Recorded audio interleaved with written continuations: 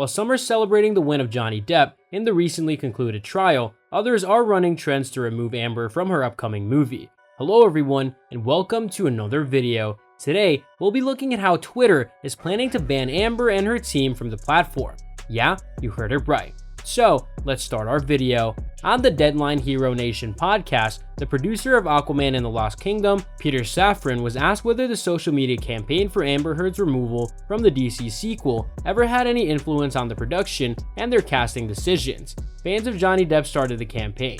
"I don't think we were ever going to react to, honestly, pure fan pressure," said Safran.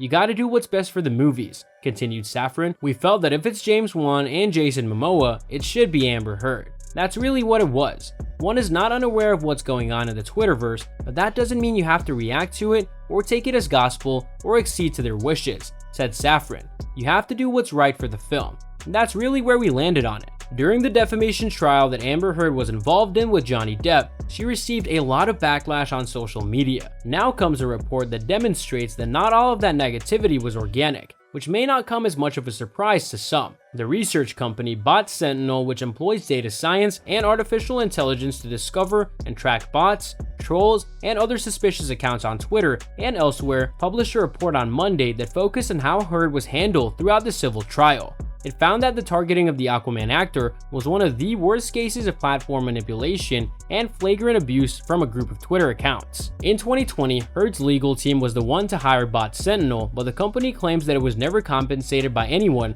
for the research it conducted on Heard in June 2022 after a verdict had been made in the court case. After a trial lasting for 6 weeks, the jury came to the conclusion that Heard had defamed her former spouse by claiming in an opinion piece for the Washington Post in 2018 that she'd been the victim of domestic violence. The jury awarded Depp compensatory and punitive damages totaling $15 million.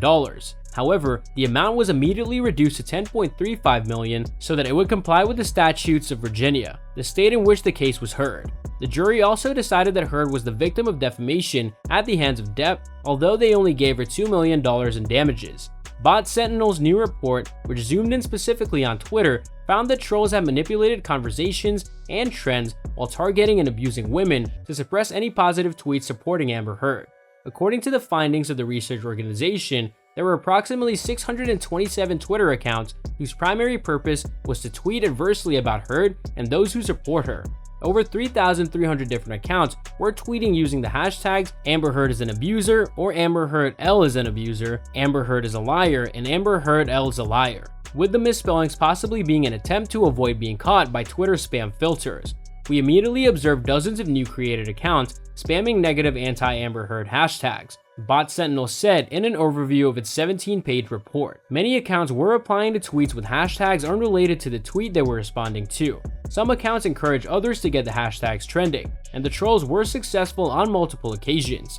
According to the business, after reviewing more than 14,000 tweets that used the hashtags as mentioned above, it was discovered that 24.4% of the accounts that were sending those tweets had been established during the previous 7 months. According to the study, one of the manipulative techniques that were used was called copy-pasta, which means copying and pasting duplicate information. This was done in order to game Twitter's trends and spread a favorable opinion of Depp while simultaneously spreading a poor view of Heard. One such message read, "People turned against Amber Heard, not because Johnny Depp is a powerful man or a famous actor, but because we watched the trial and saw who was telling the truth and who wasn't."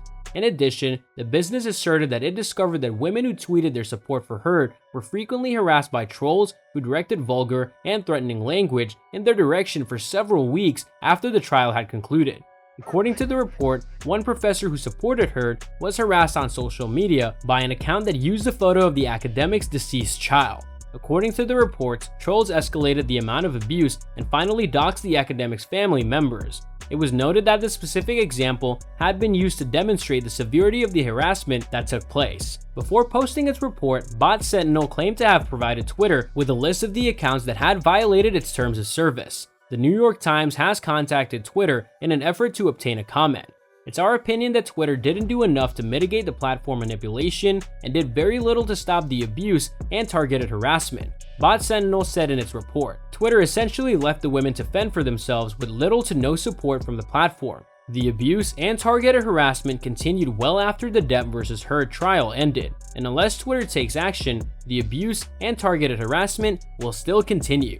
Since October 2021, Bot Sentinel had published a number of other reports, including one that investigated a coordinated online hate campaign aimed at Prince Harry and Meghan Markle, the Duchess of Sussex, and another that revealed more than 96,000 accounts that followed Florida Governor Ron DeSantis in April were created over the course of approximately 2 days. And that's all for today's video. What are your thoughts on this? Let me know in the comments section down below. I hope that you found this video interesting, and if you want to see more videos like this, please consider subscribing to my channel. See you in the following video with some more of the latest updates, and until then, stay tuned.